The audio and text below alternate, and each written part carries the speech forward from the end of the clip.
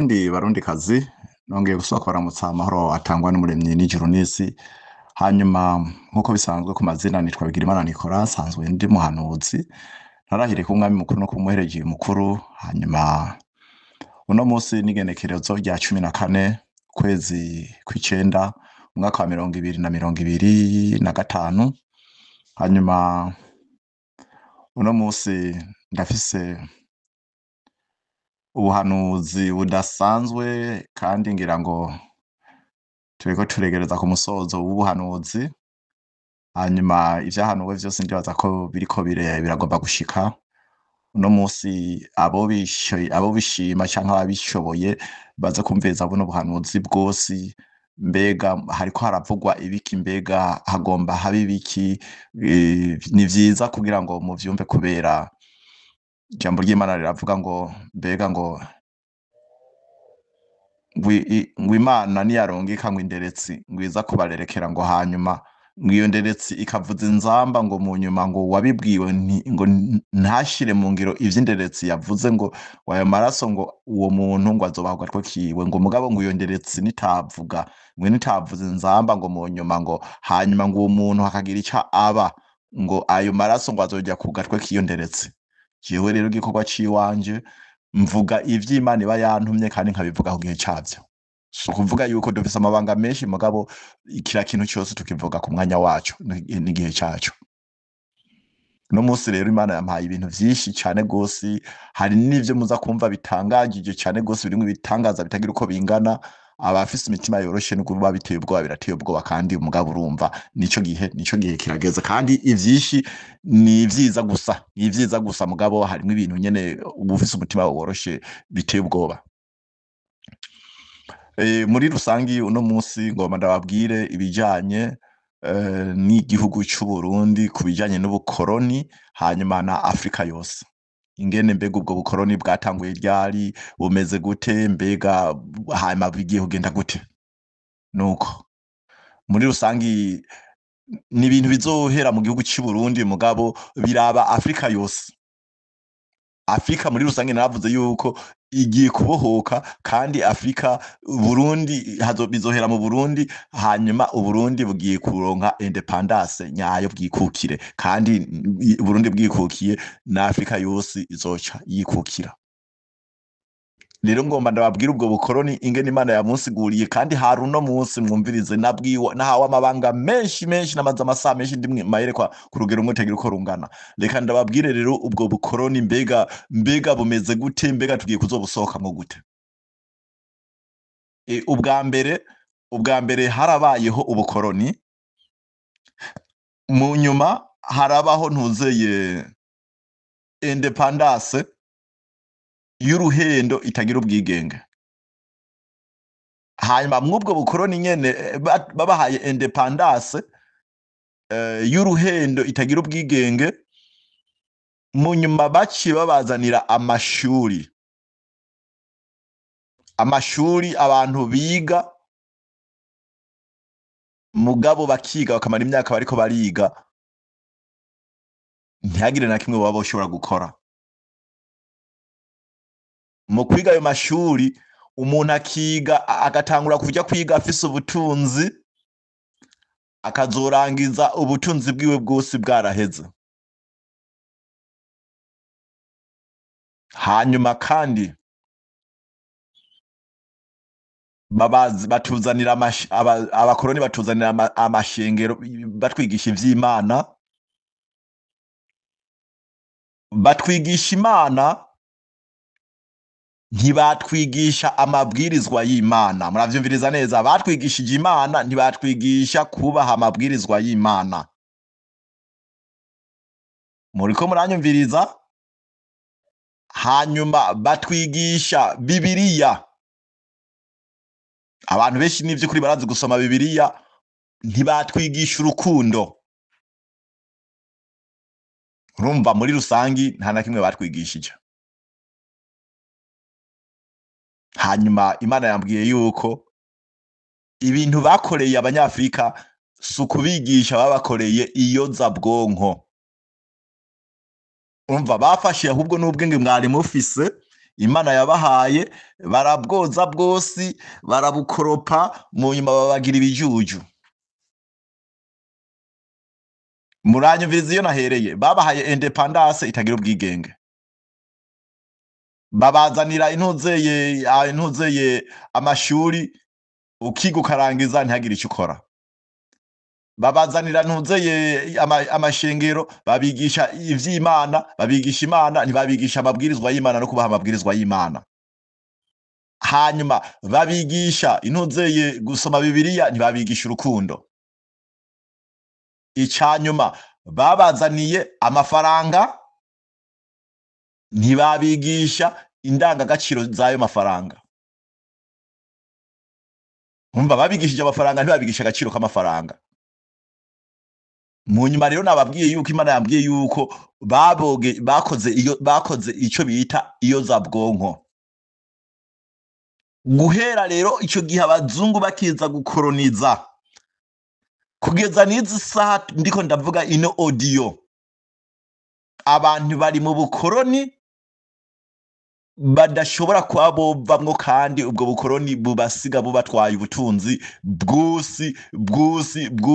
Ni naho haha rero muca mubona rero abanyafrika baca babaho buri gihugu cyaje cyose ciyumvamwo yuko kizoronka imfashanyo z'abazungu, kumbe ubutunzi bwacu bwose babutwara buri munsi ijoro no mutaga, kandi ari twege tubwitangiye, kandi babwira ikintu kimwe. Mu mategeko umuntu agenda kwiga afise atangura, umuntu avyaye abana 2 3 4 5 atangura, hariho nk'abafise nk'inka 2 3 4. Abo bana bagiye kwiga bakigaza kaminuza bakarangiza, baza kurangiza za nka zose zarahonye, mbere barabana bamwe n'amatongo barayariye. Iki niki mu nyuma uwize izo kaminuza akarangiza, sivyo no kwigwa ndababwira, nta kazi yigera aronka kubera nta nakimwe abashoboye gukora kubera ntaco bamwigishije. Babigisha gusoma no kwandika, ntibabigisha gukora. Ivyo bintu rero nivyo rero Imana ivuze yuko bigiye kwiherezo, bigiye kurangira. Imana yagiye kunyereka igihugu cy'u Burundi kigiye kugira ubutunzi. Muranyumviriza neza, igihugu cy'u Burundi kigiye kugira ubutunzi buzoba busumba bwa Dubai. Imana yambwiye yuko ntirenganya. Igihugu ibihugu by'Abarabu Imana yabahaye ibitoro, kubera abantu bose babona ibihugu by'Abarabu umenga nivyo bitunze kubera bifise ibitoro. Navyo Imana yaciye imbwira iti Abarabu yabahaye ibitoro, natwe yaduhaye amazi. Imana irambwira ati vyose nibiseseka, kandi vyose bifise agaciro vyose, ati kandi nije ndabitanga, nta wundi muntu numwe abitanga kiretse jewe. Urumva irambwira yuko Uburundi bugiye kuzoronka amafaranga afise agaciro ataho bihuriye n'amadolari y'abanyamerika. Ivyo ni ibintu Imana yambariye bigiye kuba, kandi mu maguru mu bintu vyihuta. Ku Burundi kandi Imana yanyeretse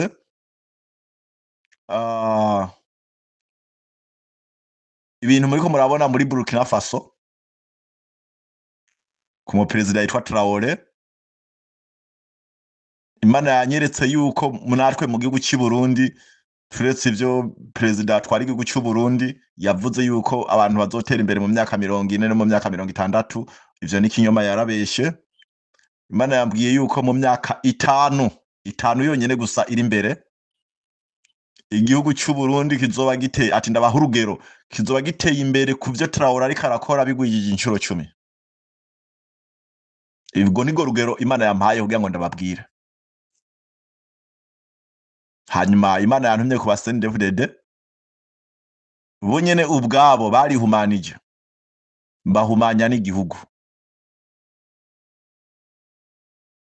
Imana yambwiye yuko hariho ibintu Imana yambariye bizokorwa mu gihugu cy'u Burundi.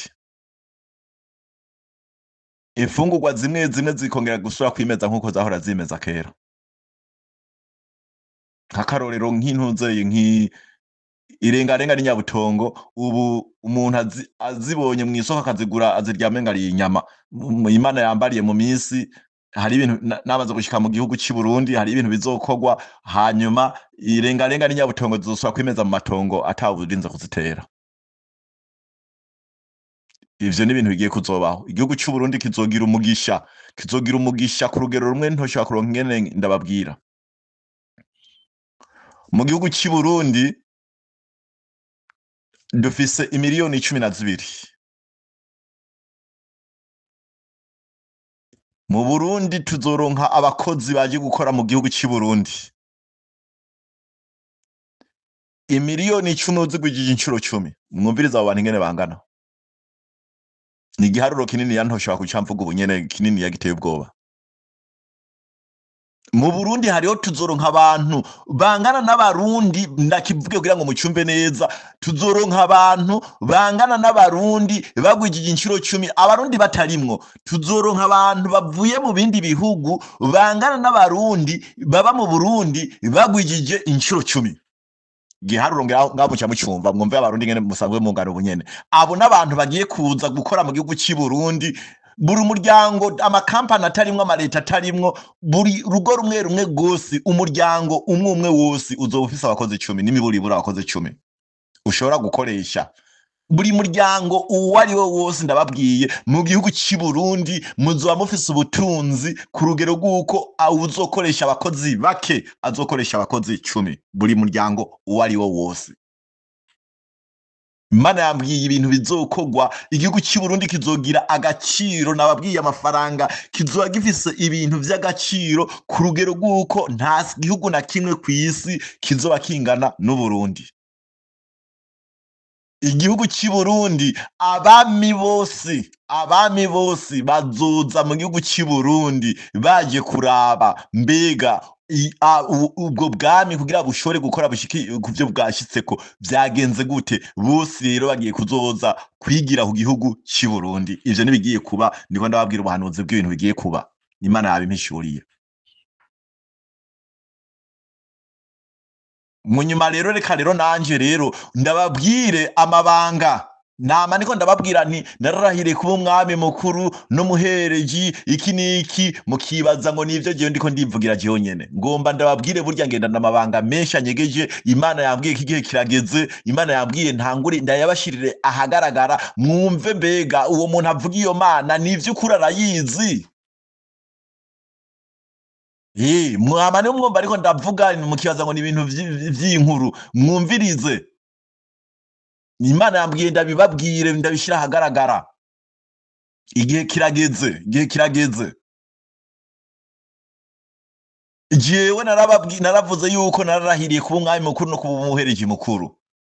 Sivyo gusa, ngomba ndababwire mbega uwo muntu ariko aravuga ninde, mwumve mbega uwo muntu wari we ninde, mumenye mbega uwo muntu yama ariko arababwira ijoro no mutaga ninde, mumenye uwo ari we. Nta muntu numwe atazi Eliya ububasha yari afise.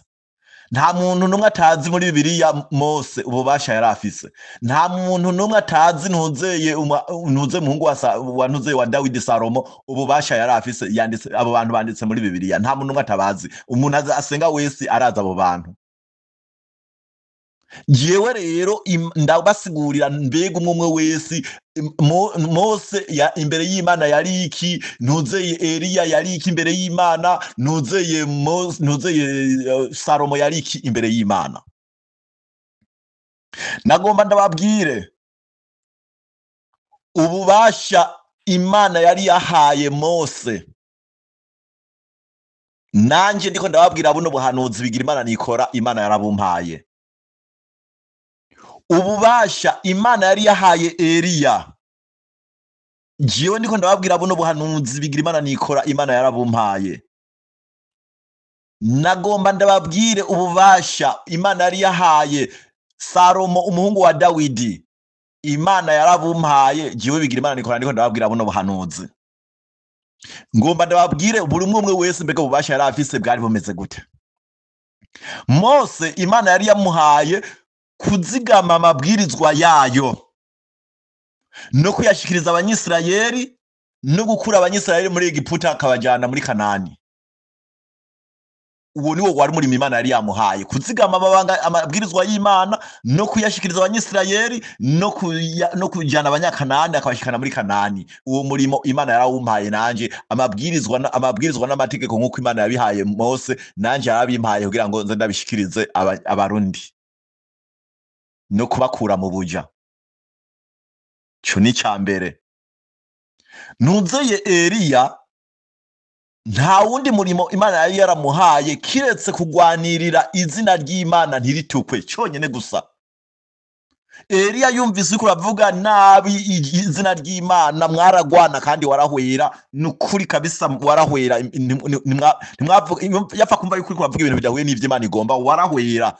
Mwibuke umwami yagiye kuraguza ngo ugira baramara kabiri, Eliya yamubwiye ati nturarana kabiri wowe urapfuye birakwiye. Abagenda gutera Eliya bose yasabye umuriro ati Mana ndasabye umuriro aba bantu bose bapfe barangire, nta numwe yarokoka. Abishego vyaba yaravyishe byose arabirangiza, amajana na 50 nta numwe yarokotse, bose yarabisha arabarangiza. Umuntu wari wese yakora ibihubanye n'Imana bose yarabarangije, bose arabamara. Urumva yari yahawe umurimo wo kugwanirira inuzeye izina ry'Imana. Ubwo bubasha je ndiko ndababwira buno buhanuzi Imana yarabumpaye.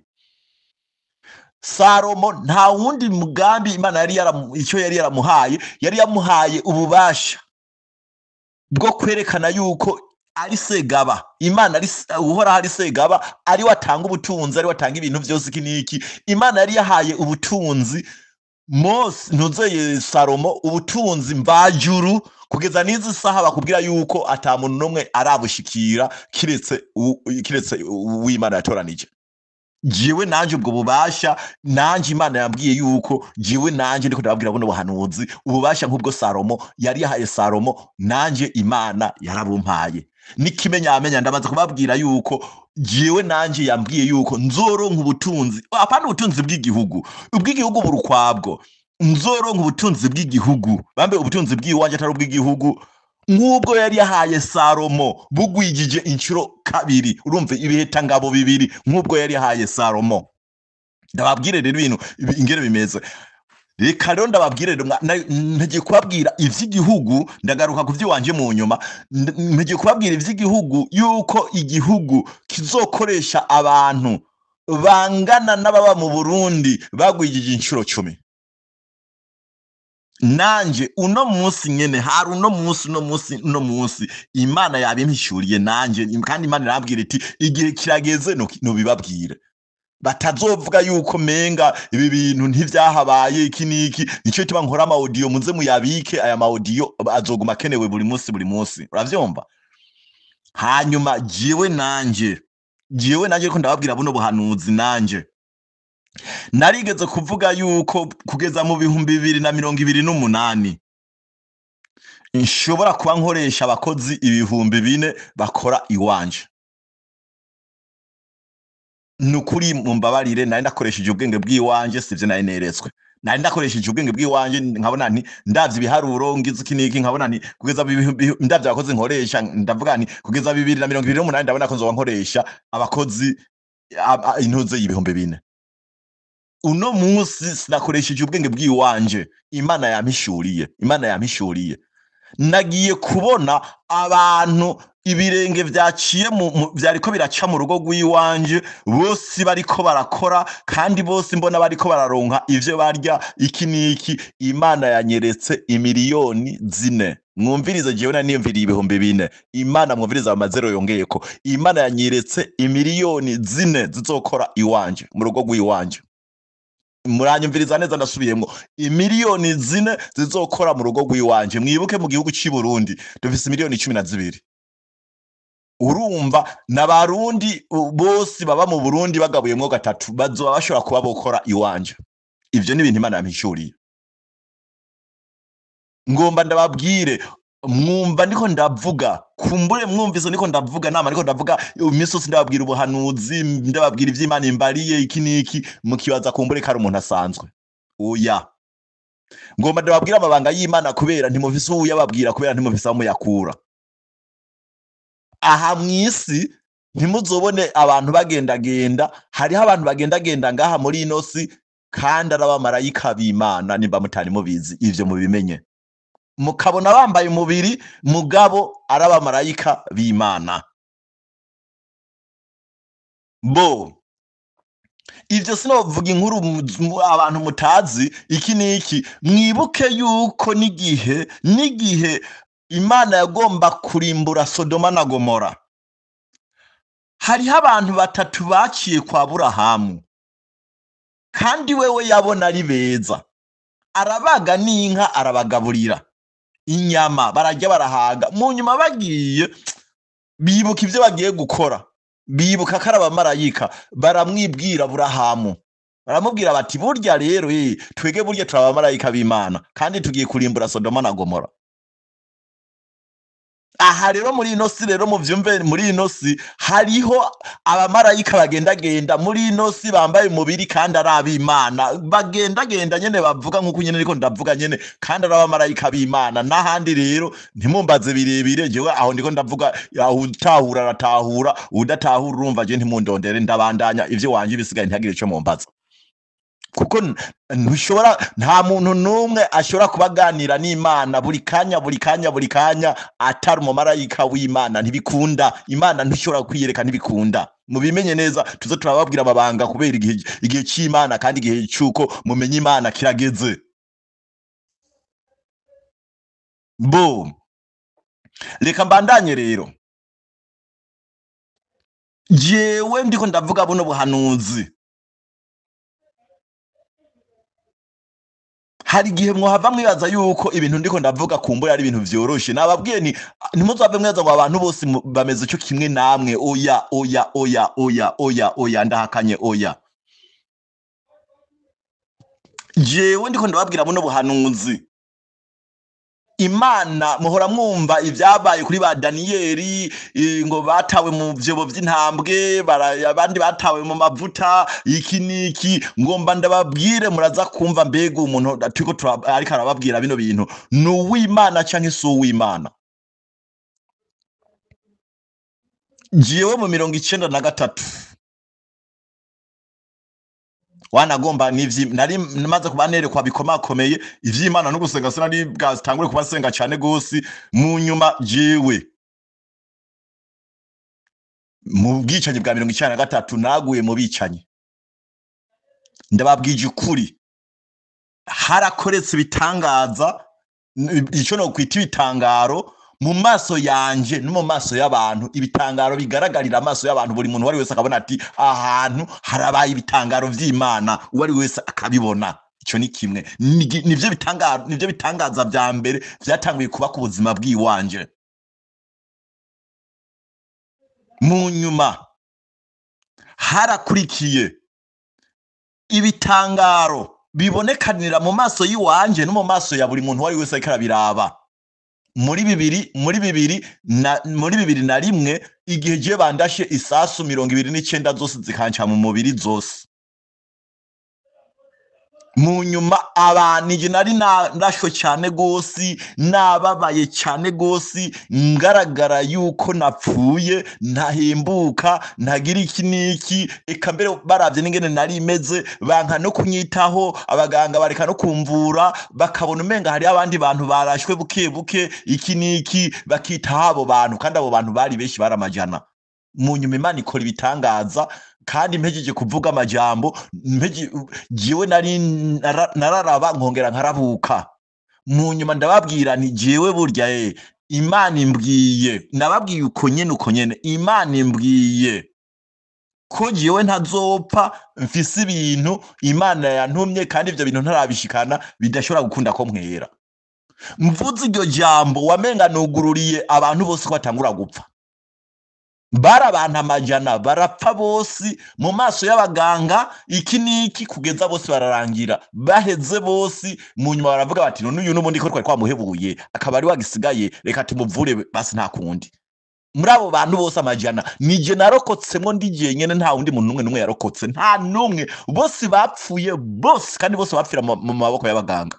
Mwagiyewe bari bahebuye uko nyene, baranka kumvura. Mugabo je ndababwira nti Imana yambwiye yuko ntazopfa, mfise ibintu Imana yantumye ntarabishikana, bitokunda.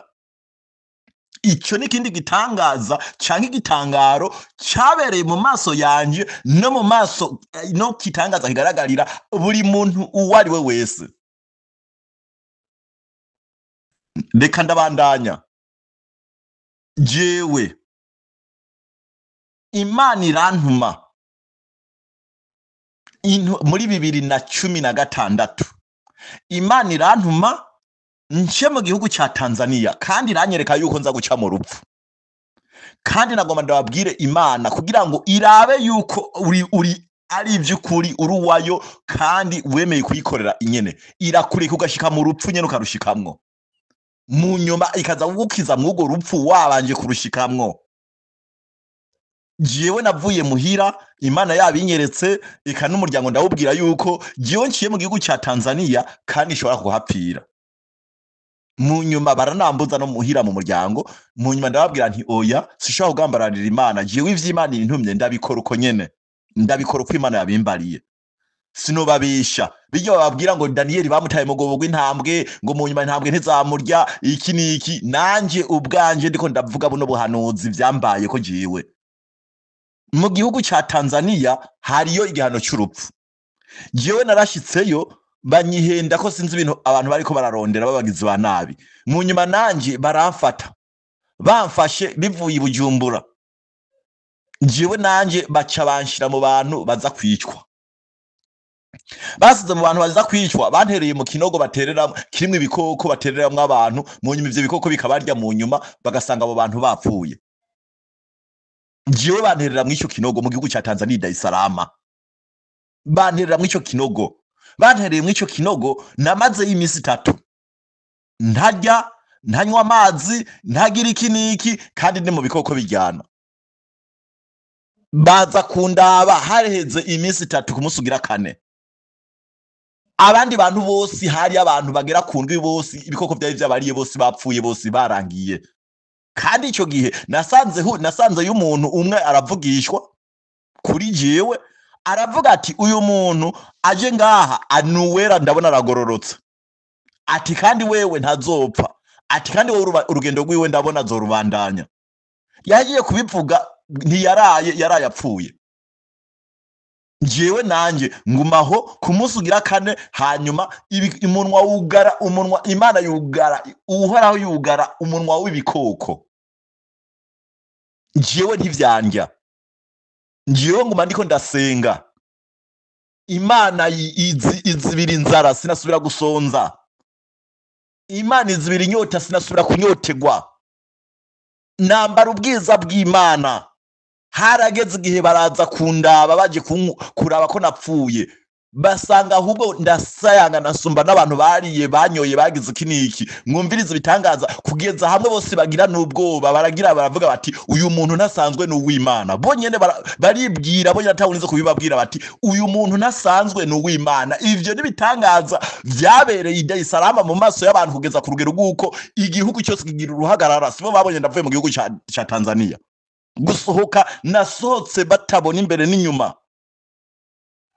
Imana irakomeza irambwira iti urabandanya iyo nagutumye. Injana mu gihugu cya Australia, irambwira yuko naho nyene injanye mu rupfu. Ndemera ndavuga nti Imana naremeye kugukorera jewe nta ngorane. Mu nyuma narashitseyo, Covid ibiratanguye ariyo corona. Nije nahanuye corona, mu nyuma incanco ziraza. Iki gihugu nta muntu numwe yashobora kuba hatatewe urucanco ntivyakunda. Jewe ndarahira nkuko Daniyeli yasati twigende twicafuza turye indya z'ibwami. Jewe ndarahira ndababwira ko ntashobora gutega urwo rushinge rubwo vyogenda gute. Barambwira bati none bizogenda gute, igihugu ntuzokibamwo, ntuzogira iki niki, ntuzorya, ntuzogira iki niki, none ntuzobaho, ntuzokora akazi, ntuzogira iki niki, none uzohaba gute. Mu nyuma naciye mvugishwa amajambo akurikira, ndavuga aya majambo ameze uko. Ndavuga nti Imana yanzanye muri kino gihugu niyo yaremye inyoni. Inyoni ziba mu kirere ntizirima kandi nta bwenge zigira. Jewe yaremye n'amaboko yayo, sishobora kubura ivyo ndya kandi ariyo yandungitse muri kino gihugu. Ndanka yuko ntego urwo rushinge rwa corona. bantumwe ndababwiye ibitangaza vyakorekeye mu maso y'abantu no mu maso yanje. Birateye ubwoba ndabibabwiye, birateye ubwoba mw'abantu mwe, birateye ubwoba. Mwumvise n'abantu turiko turavuga, birateye ubwoba. Hafise ibintu vyinshi binyegeje muzokumve mvuga Imana. Jewe iyo Mana ndayizi, narayibonye, narabanye nayo, urumva iramaze kunkura mu rupfu no mu gitutu c'urupfu incuro nyinshi cyane gose. Iyo Mana ndayizi, turaganira, turavugana nayo buri kanya, turamana buri kanya. Iyo Mana ndayivuga, ndayizi. Niyo yiyo rero igiye kurokora abarundi na Afrika yose. Ivyo mubimenye, muvyumve, mubimenye. Kandi abiyumvira yuko ubwo bwami bagiye kuzohava babugwanya, narababwiye nti nta muntu numwe yiteze kuzohava, nimba ari Vatikano, nimba ari Amerika, nimba ari ubumwe bwa Burayi, nimba ari ubumwe bwa Afrika, nimba ari inde, nta muntu numwe yiteze kuzohava angwanya ngo ansinde. Ntivyokunda. Mwumve yuko rero aho hantu ibintu ndiko ndavuga ntimwave mwaza ngo ni ibintu bisanzwe. Ingene Afrika yose igiye kuva mu buja bihereye mu gihugu cy'i Burundi, ingene abami bose bagiye kuza kwiga, kuko muzohabwa ivy'igihugu, muhabwe n'ivyo kumenya gusenga Imana vy'ukuri, ata kinyoma kirimwo. Sindaheza, ngomba ndababwire ibintu bikomakomeye no musi ko ndababwira ibintu bikomakomeye kubera igihe kirageze.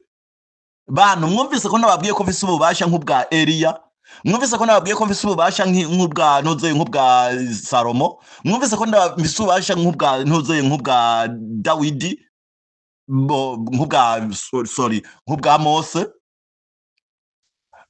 Mwumvise yuko Imana imaze kunkorera nk'ivyo yakoreye Daniyeli ari mu bwobo bw'intambwe.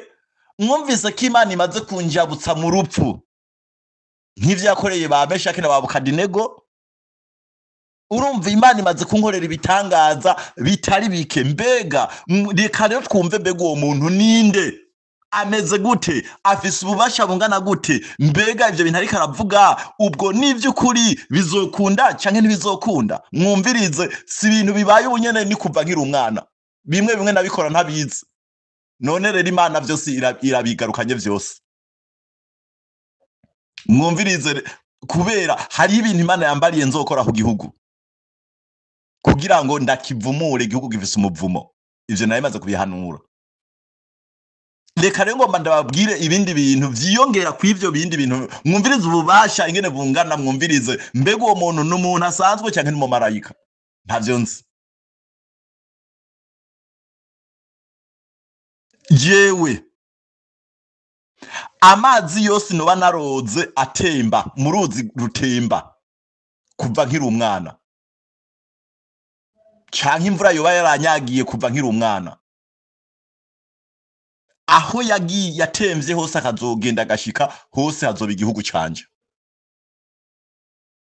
Mwumvirize iciyongera ko kandi ngaho, jewe nkiri umwana wamenga nivyo bari barandoze. Nta mwonga numwe narengana utemba, nta burenganye, ntisirashobora kuburengana nta woze ngo ntivyakunda. Navyo sikuvuga ngo nari ndabizi, mugabo numva navyiyumvamwo. Narakunda koga cyane gose, nari mfise isuku, sinagomba akantu k'agacafu na gatuika, kandi n'ubu ndabisaziye. Nta mwonga numwe narengana nimba ari utemba, nta wozemwo ntivyakunda. None mwumvirize, canke imvura iguye aho abandi bagenda kugama, ahubwo nanjye naca ngenda kwitega imvura. Suva ngo nari ndabizi, oya nivyo Imana yagiye kumishurira nagiye mu nyuma nkuze.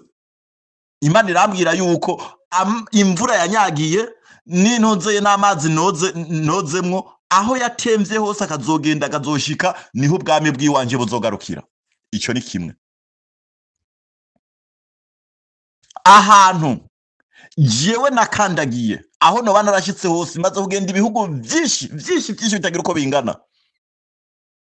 Aho je nakandagiye, naho buri wundi muntu wari we wese yoba yarakandagiye mu kirenge ciwanje je waho nakandagiye.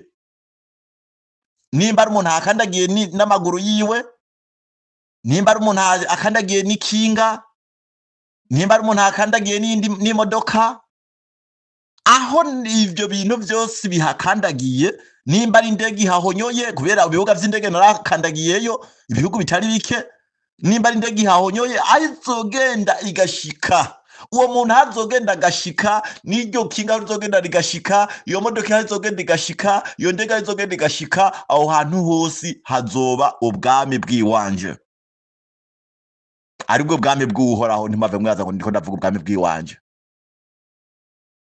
Ndabandanya sindaheza. Umuntu yoba yarariye ibintu bikozwe mu biganza vy'iwanje, uwo ari we wese, aho yoba yaragiye agashika hose, aho bagarukiye hose,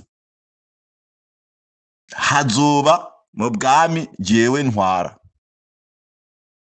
Mushe mukoresha ubwenge bwanyu mwumviriza.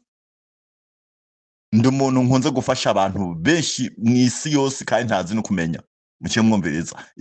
Urumva rero aya majambo niko ndababwira, mwava mwazabona yuko ndikurira mu kanwa, oya, natangaye biranditse. Abantu bigeze kuvuga ngo none ngo uyu muntu yiyimika yogira iki n'iki, ntiwo kwiyimika nivyo ukunda.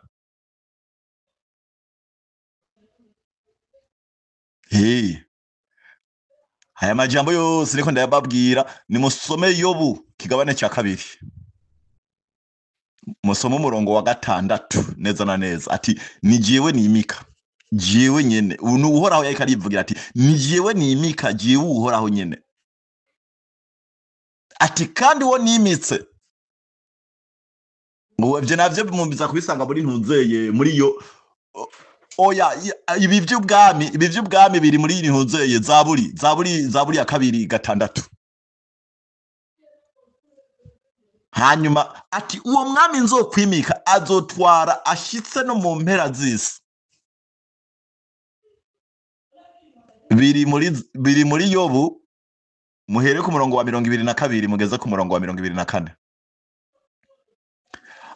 Abakuru b'amadini nabo muri Yobu 37 nyene murongo wa 24 niho havuga yuko umuntu uwo ari we wese yigishije yibaza kwaza ubwenge ngo sinzokwigera ndamushira ku mutima. Nagomba ndababwire yuko mu vyisomere muri Yobu 37 murongo wa 24, umuntu wese azi ko yigishije ivy'Imana ataca Imana yamutumye, mvuze ko Imana yamutumye nuko Imana iba yaguhishurira kubwira ati genda ukora ibi n'ibi, nibuka kugenda ukora ivyizi. Ati abo bantu bose Imana ntigeze bashira ku mutima, ninaco gituma mwasenga ivyo musenga vyose ntimwumve n'ivyo Imana urumva, mugasenga mukamera mu vyago vy'iminsi yose, kubera nabasiguriye abazungu ntibabigishije Imana. Oya, abazungu babigishije Imana, ntibabigisha kubaha amabwirizwa y'Imana n'amategeko y'Imana. Urumva ntacyo babigishije muri rusange. Hanyuma kandi bakoze iyoza bwonko kugira ngo abantu babe bijuju, biba ubutunzi bwose bwa Afrika gume babutwara kugeza no munsi. Babutwaye kuva ku gihe cy'ubukoroni kugeza no munsi, riko ndavuga buno buhanuzi, mu gihe ibintu bizoba bitarasubira mu buryo, baracabutwara n'ubu bakoresheje, kubera baramaze kwica abantu mu mitwe. Nacyo gituma nababwiye mu buhanuzi nabandi ko ndababwira yuko ibintu vyose bizohinduka, byose bisubire kuba bishasha, kandi nta muntu nomwe yiteze guhindura ivyo bintu atari watumwe n'Imana. Ntibikunda, nta naho bo bikura ibintu, ariko ndababwira nta naho bo bikura, nta natoye na namwe vyanditse, nta naho bintu namuzova mu birose. Nanje nubwo ariko ndababwira, siniko ndababwira mbega mu bikora gute, ndiko ndababwira ingene ibintu bimeze gusa, bagasi ko ndababwira mu bikora gute. Hanyuma urumva muri rusangi bita abakozi b'Imana, mwumvise babigishije Bibiliya n'ivy'ukuri murazi kuzisoma, muganga ntibabigisha urukundo. Cyo tumubona mwamira mu njyane z'amadini, mu njyane z'amacakubiri, abantu birirwa baricana buri munsi, urumva bagasenga mugabo bakicana.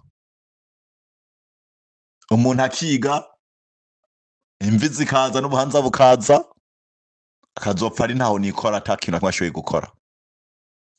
Nubwo ubutunzi bwose yari afise bwo mu rugo bwose akaburangiza, akiga ubutunzi bwose akaburangiza, akazopfa ari ntaho nikora. Ubu rero Imana yantumye, ibintu bigiye guhinduka. Umuntu azokwiga, amenye ubwenge, agire n'ubutunzi. Igihugu cy'u Burundi kigiye kuzoba gifise abantu bazi ubwenge kandi bafise ubutunzi bumwe butagira uko bungana. Nababwiye ko buri muryango uwo ari wo wose n'imiburiburi umuntu yitwa Kakenya azokoresha abakozi 10. Buri muryango uwo ari wo wose, buri muntu muzi Kakenya azokoresha abakozi 10. Imana yabinyeretse neza, ndazi n'ivyo bazokora, ndazi n'ingene ibintu bizobipanze. Hanyuma ubu gusenga baravyingingira. Nagomba ndababwire ko gusenga, nababwiye ko ishingiro rizoba ari rimwe ryonyene gusa. Ubu amashingiro ni menshi, muga abantu ntibasenga. Nagomba ndababwire ko gusenga n'ubuzima. Nagomba ndababwire ko gusenga n'ubuzima. Urumva vyumvikana yuko ugiye gusenga uzogira ubuzima. Wagenda wanka kujya gusenga, ubuzima uzobubura.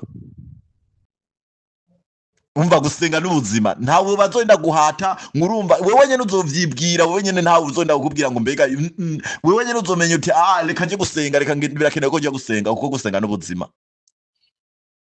Mwibuke no kugihe ca Yesu, ntawe yahamagara ngo murazoza muze gusenga cyane mugira ikiniki. Ishingiro ryo ryakukura ryose rikamukurikira. Nahandi rero niko bigiye kugenda.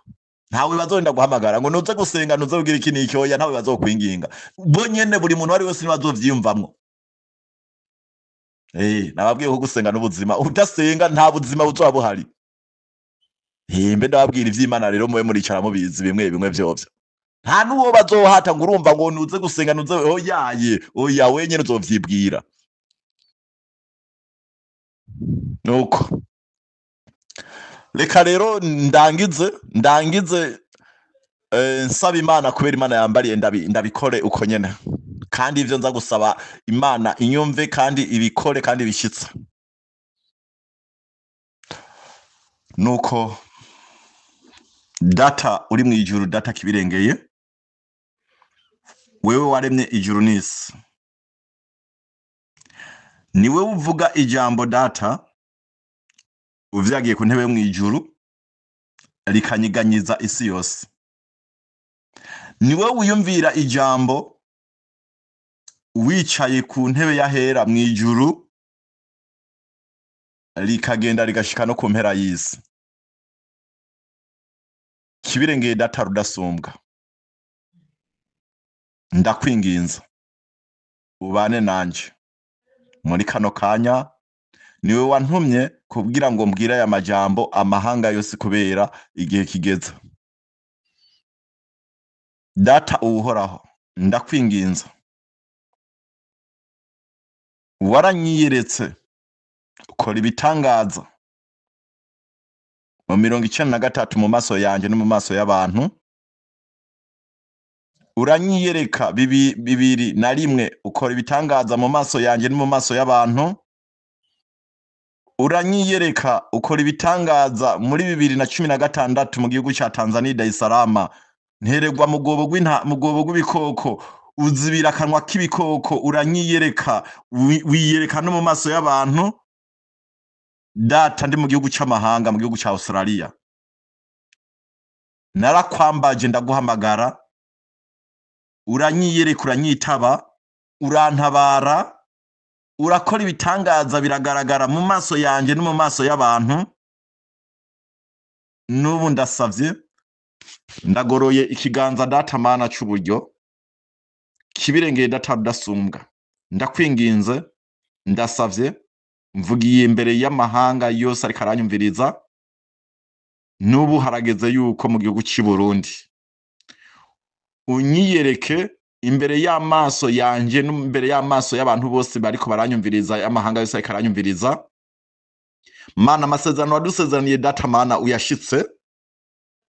Uvuga ijambo rimwe Data rikaba, niwe utegeka data mana niwe utegeka amazi yose akabura ubura mana agacika ibuye, niwe data mana utegeka ibicu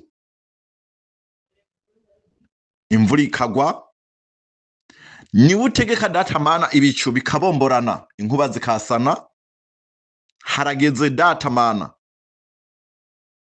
imyaka tuvuze ubuhanuzi data buri mwijuru, sukurambirwa waradutumye turagamburuka, uradutuma turemera, kandi twarakwizeye, kandi twarakubonye, twaragusavye uratwumvira.